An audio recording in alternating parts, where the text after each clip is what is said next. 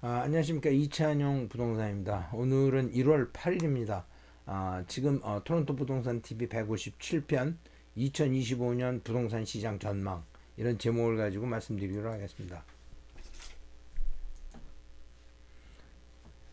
지금 지난 한 해를 되돌아보면 지난 한 해를 정리할 필요가 있겠죠. 지난 한 해를 오늘은 지난 한 해를 정리하고 그 다음에 올해 시장이 어떻게 움직일 것인가 그거에 대한 얘기를 좀 하기로 하겠습니다. 그래서 지난 2024년도를 보면 2024년도 보면 그 개별 시장에 따라서 그러니까 뭐 콘도냐 아니면 단독주택이냐 타운하우스냐 이런 개별적인 시장에 따라서 또 지역별에 따라서 다양한 변화가 있었다 이렇게 이제 말씀드릴 수 있을 것 같아요.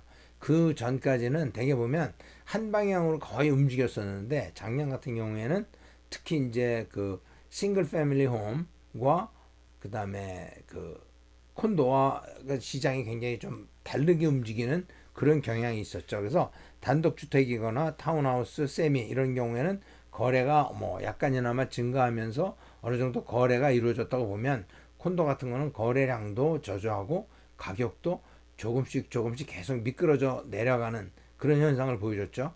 그리고 작년 한 해를 보면 많은 그 first time home buyer는 살 엄두가 많아. 뭐 집값이 쌈에도 불구하고 first time home buyer들은 많이 구매하는 시장에 들어오지는 못했죠.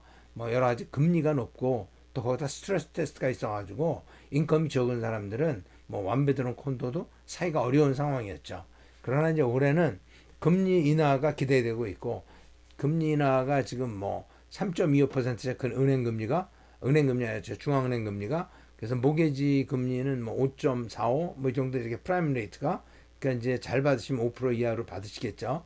근데 금리가 좀 더 내려가고 스트레스 테스트가 완화되고 그래야 지금 first time home buyer들 지금 집이 없는 사람들이 주택 시장에 들어올 수 있는 기회가 되겠다. 이제 그렇게 얘기할 수 있을 것 같고요. 그래서 2024년에는 거래량은 조금 늘었어요. 2.6% 늘었는데 그거에 비해서 리스팅이 많이 나와서 16.4%. 그러니까 그동안 지난 3년 동안 팔려고 했는데 시장 상황 때문에 못 팔던 사람들이 금리가 내려감으로 인해서 시장에 몰려들었죠. 그래서 많이 뉴 리스팅이 많이 왔어요. 그래서 물건이 많이 나온 상황에서 거래량은 그거만큼 늘어나지 않았기 때문에 가격은 이제 전년 대비로 2023년도를 대비했을 때는 한 1% 정도 내려갔다. 이렇게 보는 거죠. 그래서 가격은 한 1% 정도 내려갔지만 거래량은 한 2.6% 늘어나고 그 매물은 지금 많이 쌓여 있다. 그러나 지금 막상 나가보면 단독주택 같은 경우에는 매물이 별로 없죠. 막상 살라고 들면 매물이 내가 찾는 매물, 특히 저가 매물들은 이렇게 마음에 드는 게 찾기가 쉽지 않다. 그런 얘기죠. 그리고 지금 2024년도를 돌아보면 이제 그동안 1년 동안 구매 심리가 굉장히 약했었고, 그러니까 시장 자체가 약세였다. 그런 얘기죠. 그리고 통화 정책은 결국 중앙은행의 금리 정책이 되겠죠. 그 다음에 금융 정책, 모기지 정책이라든가 아니면 개발에 대한 여러 가지 뭐 정부에서는 뭐 새로운 주택에 대해서 베네핏을 많이 준다 그랬는데 그런 것도 실제적으로는 소비자에게 와닿지 않고 소비자가 볼 때는 뭐가 달라진 거야? 뭐 그런 얘기죠. 오히려 돈 있는 사람들은 돈 있는 기업들은 이제 그 렌탈 퍼포스 빌딩을 지게 되면 HST를 리베이트 받잖아요. 돈을 이제 HST가 없잖아요. 그럼 그런 걸 이용해서 멀티퍼포스, 렌탈 퍼포스 그런 그 콘도 같은 것들을 많이 짓고 그런 거에 투자하는 그런 기업들도 생겼죠. 그러니까 정부의 혜택이라는 것이 그런 쪽으로 가지 실제 우리의 그 개인이거나 렌트하는 사람들에게 몸으로 느낄 수 있을 만큼 혜택은 오지 않는다는 거죠. 그래서 이러한 것들을 우리가 이제 올해는 좀 재고해 봐야 되지 않겠느냐 그런 얘기예요. 근데 올해 이제 어저께 저스틴 트리도가 이제 수상해서 물러나겠다 그랬잖아요. 그래서 어차피 물러나든 안 물러나든 올해 10월 달에 총선을 다시 하게 돼 있죠. 그러니까 아마 이제 뭐 얼리 일렉션을 할 수 있는 그런 찬스도 있을 것 같아요. 얼리 일렉션을 하게 되면 뭐 보수당이 다시 이제 정권을 잡게 될 텐데 그러면 굉장히 많은 변화가 있을 거라고 기대가 되죠. 그래서 그런 상황을 놓고 우리가 뭐 올해의 부동산 시장을 전망을 해 본다면 보통 전망을 이제 프레젠테이션 뒤에서 했는데 미리 앞에서 하는 거예요. 왜냐하면 많은 사람들이 뒤까지 잘 안 들으시더라고요. 그러니까 전망을 미리 얘기해 보면 올해는 가격으로 보면 굉장히 안정적이다. 안정적으로 갈 거다. 그래서 예상하기에는 3에서 5% 정도 성장하게 될 거다. 가격이 3에서 5% 성장한다. 그렇게 보는 거죠. 우리가 지금 뭐 모기지가 4%에서 5%대 사이로 본다 그러면 가격이 3에서 5% 성장한다 그러면 투자로 봤을 때는 뭐 가격이 올라봤자 모기지 이자 내기에도 급하겠다라는 느낌은 오죠. 그죠? 그래서 생각한 것만큼 많이 성장할 것 같지는 않다라고 우리가 부동산 협회에서는 예상을 하고 있어요. 그러나 이제 그런 것들이 이제 각 그 세그먼트별로 나눠서 보면 물건별로 나눠 보면 단독주택 같은 거나 교외 쪽으로는 그래도 좀 강세가 예상되지 않겠느냐라고 생각을 하고 있고 이제 그래서 거래량은 뭐 작년 같은 경우는 뭐 2.6% 올라왔지만 올해 같은 경우는 그거보다 좀 5%에서 한 10% 정도 그 사이 정도의 그 정도로 거래도 좀 늘어나지 않겠느냐라고 예상을 하고 있어요. 그러나 이제 이러한 상황 예상에 그 결정적인 영향을 미치는 여러 가지 팩터가 있겠지만 그 중에서도 제일 먼저 금리가 이제 더 내려가지 않겠느냐.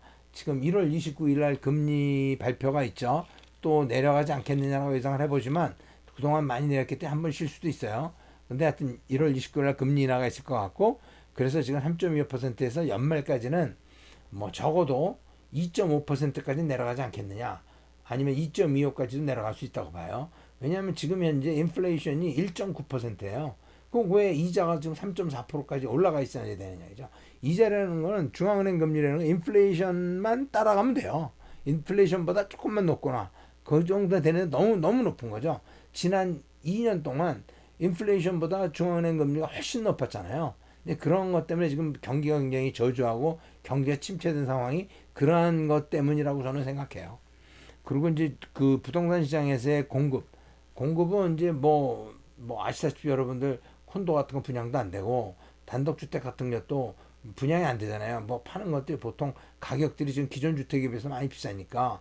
근데 뭐 빌더 입장도 뭐 땅값도 오르고 자재비도 오르고 인건비도 올라서 더 싸게 팔 수가 없는 입장이에요.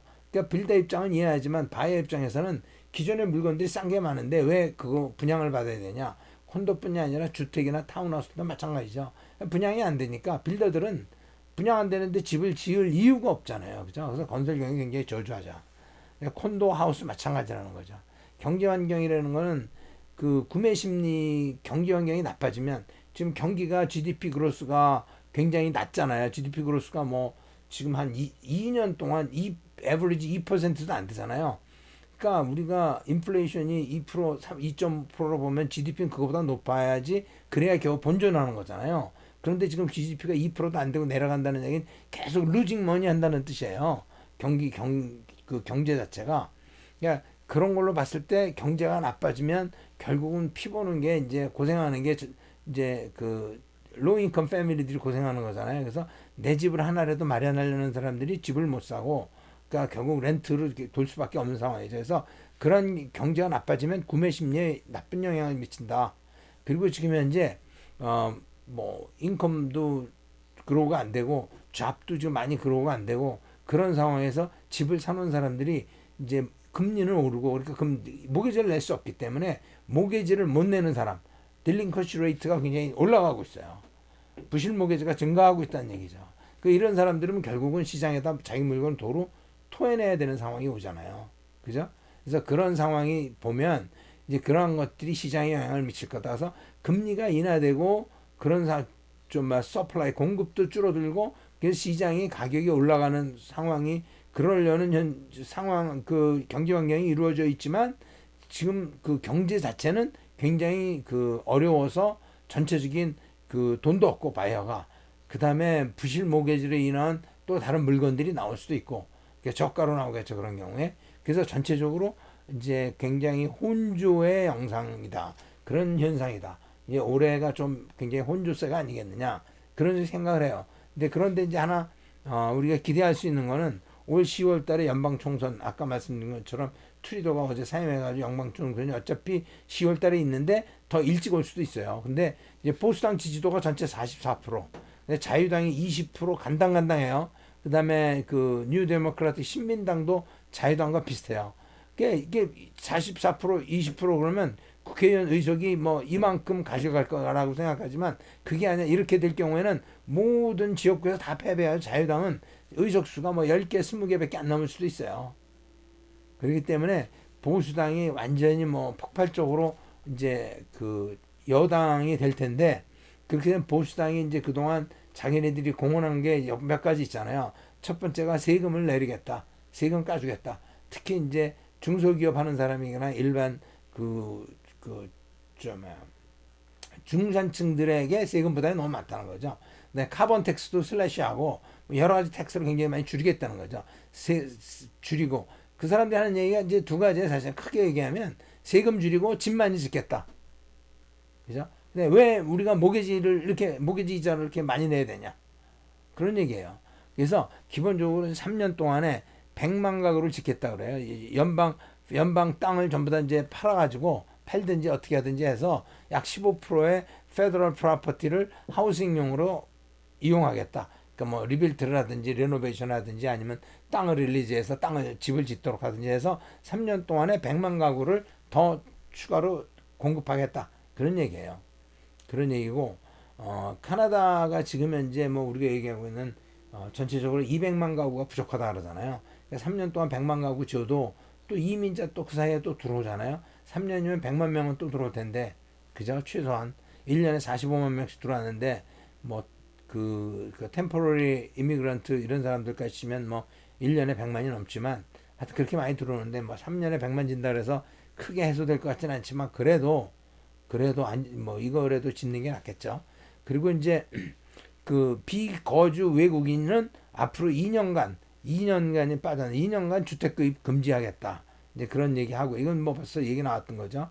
연장하는 거죠. 그리고 중요한 게 스트레스 테스트와 그 다음에 보험의 요건을 완화하겠다는 거죠. 그래서 스트레스 테스트의 보험 때문에 사실 뭐 돈 있는 사람들은 크게 영향이 없어요. 막 사면 되니까. 오히려 뭐 딴 사람들 그만큼 구매 경쟁자가 없기 때문에 싸게 살 수 있죠. 근데 이런 거를 완화해 줌으로 해서 보다 많은 사람들이 주택을 구입할 수 있는 기회를 주겠다는 거죠. 그죠? 영끌까지 안 해도 주택을 살 수 있는 많은 사람 주택 기회를 주겠다. 보수당이 진짜로 서민을 위한 정당이에요. 사람들이 착각하는데 이런 거 스트레스 테스트 이런 보험 이런 걸 누가 만들었어요? 다 자유당이 만든 거잖아요. 세금 올린 건 누가 만들었어요? 자유당이 세금 올린 거잖아요. 마치 서민들을 도와주는 것 같이 뭐 250불 준다는데 뭐 그것도 텍스 그 연방에서 주기로 했다 못 주기로 됐죠. 근데 이제 뭐 그 온타리오 주에서 뭐 준다는데 그건 뭐 받아봐야 하는 거고. 그래서 시장 전망을 그걸 이제 올해 시장 전망을 계속해서 말씀드리면 마켓 세그멘트별로 그래도 차별화되어 있다. 그런 얘기예요. 마켓 세그멘트별로 콘도 같은 경우에는 이제 공급이 어느 정도 초과되어 있다고 보는 거죠. 공급이 초과되는 게 무슨 얘기가 집이 없다는데 콘도가 공급이 초과됐다는 건 무슨 얘기냐? 그게 아니라 사람들이 원하는 주택의 형태는 모자라고 그러니까 원베드룸 스튜디오는 많은데 패밀리가 살 수는 없잖아요. 사람들이 원하지 않는 형태의 집들만 열심히 짓고 있는 거예요.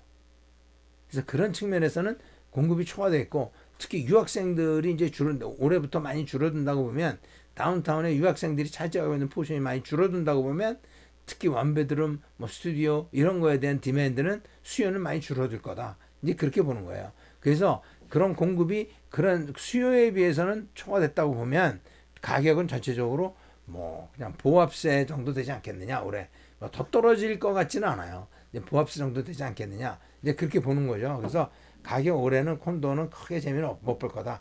그러나 이제 4, 5년을 내다보면 저도 어저께 뭐 손님 만났는데 그런 얘기를 물어보던데 4, 5년 후를 보면 콘도도 굉장히 전망이 밝다. 그렇게 보실 수는 있어요. 근데 이제 그렇게 보기에는 너무 멀리 봐야 된다는 그런 이제 어려움이 있죠. 투자라는 건 어차피 돈만 투자하는 게 아니라 시간도 투자하는 거잖아요. 제일 중요한 게 시간이잖아요. 내가 이 시간을 투자해서 얼마만큼 성과를 거둘 수 있는 거냐. 그걸 생각해야 되는 거죠. 돈만이 중요한 게 아니라. 그래서 마켓 세그먼트로 봤을 때 콘도보다는 단독주택이거나 교외 주택이나 이런 것, 교외 물건들이 이제 거래량도 증가할 것이고 가격도 좀 빠르게 성장할 거를 우리가 기대하고 있죠. 그래서 그런 쪽에 더 포커싱이 돼야 된다. 뭐 제가 계속 하는 얘기죠. 바이어 셀러가 올해 전체적으로 봤을 때 고려해야 될 거는 지금 말씀드린 것처럼 콘도라든가 단독주택이라든가 아니면 지역적으로 여러 가지 선택이 있고 또 자기 예산에 맞는 어떤 물건을 어떻게 정할 것인가 하는 것이 사실은 그렇게 옛날처럼 단순하죠. 옛날에는 뭐든지 사면 다 같이 올랐는데 지금 뭐든지 사면 다 같이 오르지 않는다는 거죠. 그래서 우리가 다양한 선택이 있다는 것을 생각하고 그것을 모든 선택을 검토해보고 자기에게 맞는 그러니까 저렴한 선택을 하라. 저렴하다는 게 무조건 싼 거 사라는 게 아니라 그 세그먼트에서 내가 투자했을 때 결국 투자라는 거는 돈을 벌기 위해서 투자하려면 싸게 사야 비싸게 팔고 싸게 사고 비싸게 팔아야 돈이 남는 거지. 비싸게 사면 그 다음에 비싸게 팔 기회가 별로 없잖아요. 그러면 투자가 의미가 없잖아요. 또 내가 집을 산다고 해도 내가 그 집에서 오랫동안 산다 하더라도 싸게 사야 나중에라도 조금이라도 건지는 게 있는 거예요. 그래서 내가 선택한 검토 안에서 가장 최선의 선택을 한다.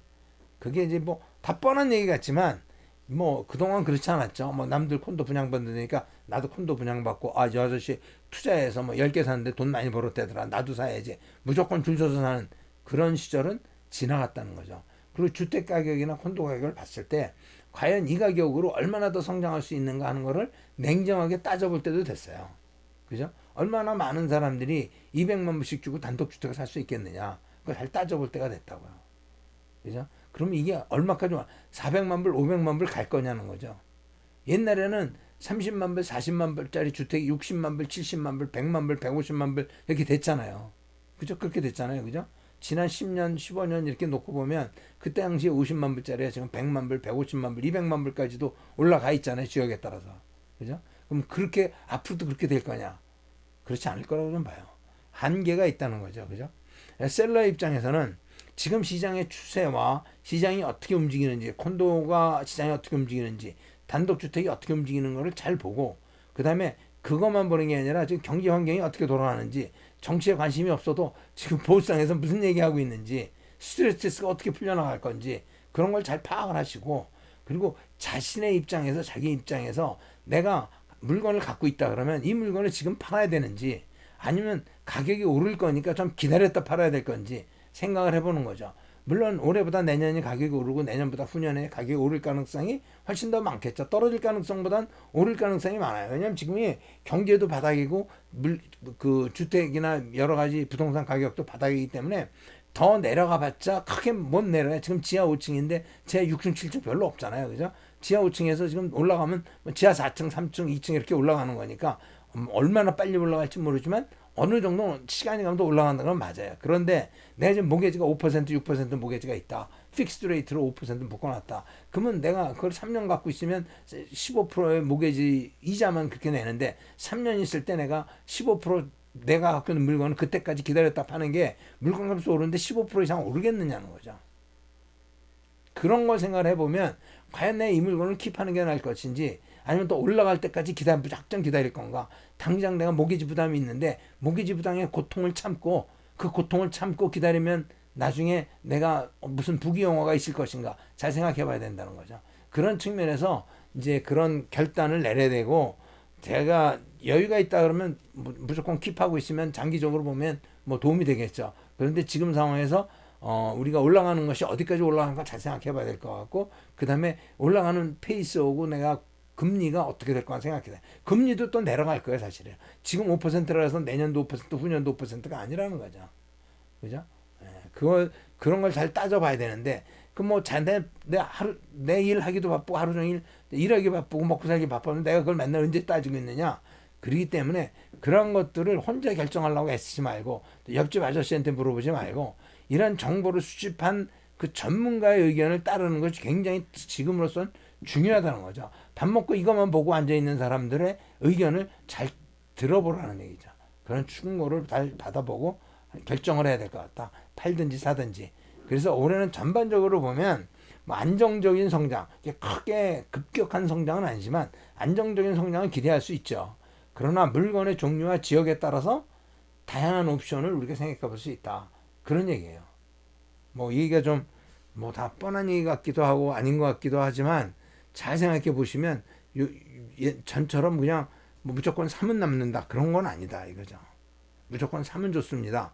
그건 아니죠. 무조건 기다리세요. 그것도 아닌 것 같아요. 그죠? 기다리는 때 뭔가 비전이 있어야 되는데 과연 그게 맞느냐 생각을 해봐야 된다는 거죠. 그래서 우리가 지금 이제 차트를 이제 다시 한번 보면 이제 그 GTA 전체의 가격을 보면 이렇게 우리가 이거를 보면 돼요. 최고가에 비해서는 지금 현재 우리가 어디에 와 있냐? 최고에 비해서는 마이너스 20%에 와 있다. 평균. 그러니까 GTA의 평균 모든 부동산 가격이 최고에 비해서 한 20% 정도 떨어져 있어요.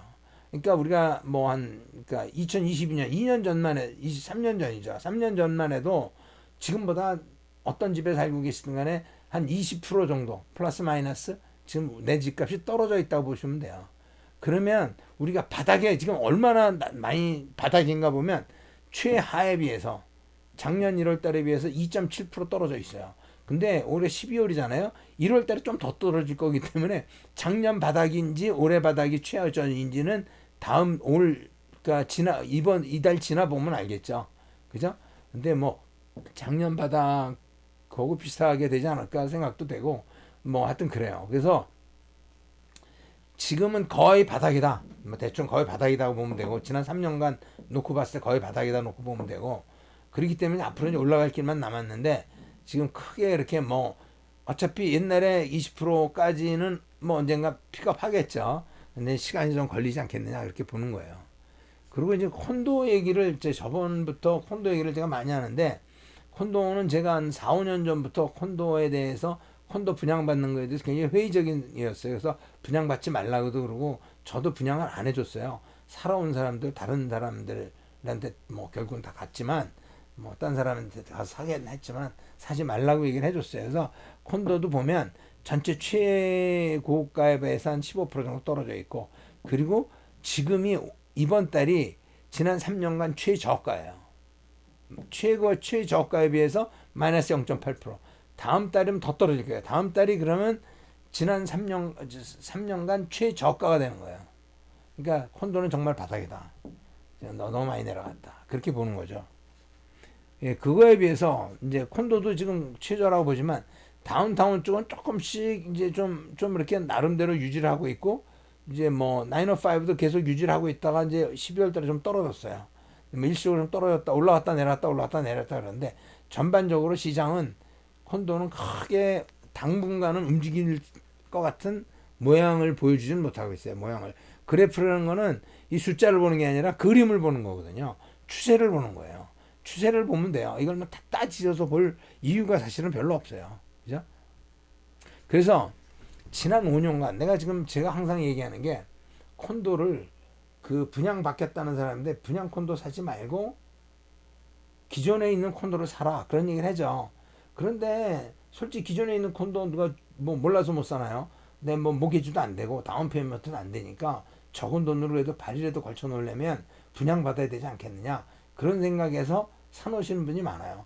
그리고 특히 우리 애들 줄 건데 일단 적은 돈으로 하나 물건 잡아놓고 기다렸다가 뭐 사게 걔가 이제 뭐 내년이면 취직하니까 그때 걔가 뭐 돈 내서 이렇게 클로징하면 되지 않겠느냐 그렇게 생각하시는데 우리가 잘 따져봐야 돼요.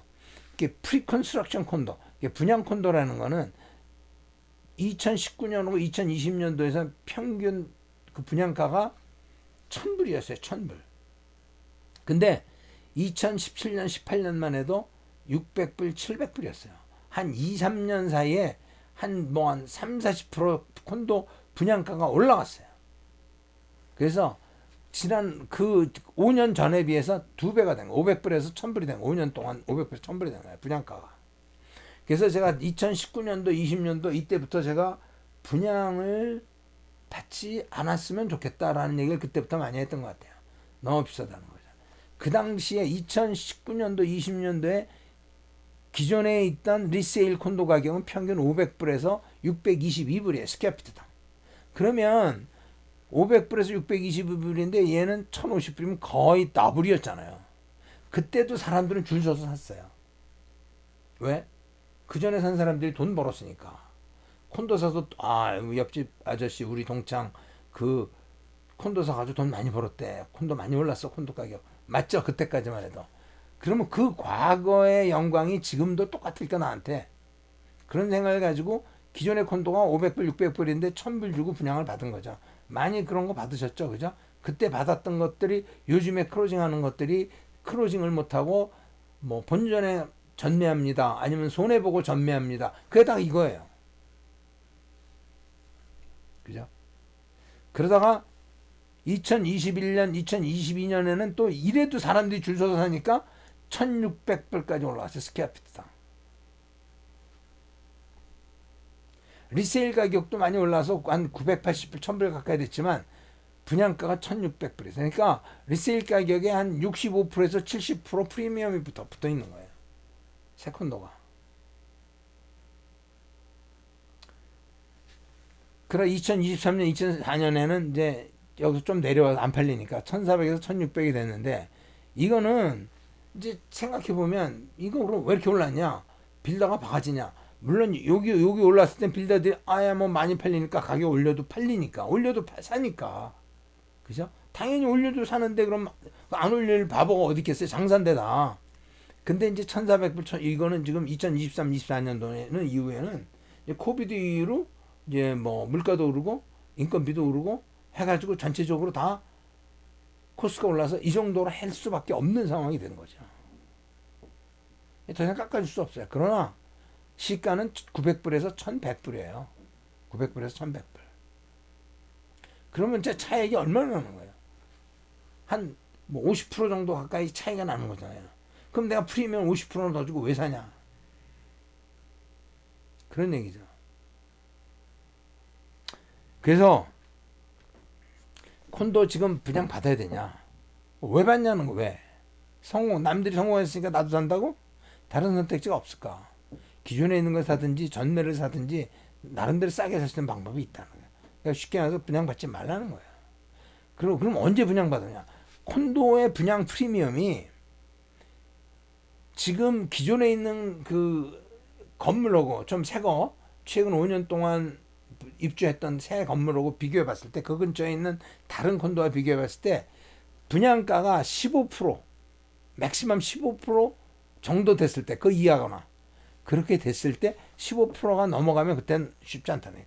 만약에 1년에 지금 콘도 가격이 5%씩 오른다 그래도 5년 분양받으면 5년 후에 입주한다고 보면 5년이면 컴파운드 레이트 5년 컴파운드 레이트를 보면 27%예요.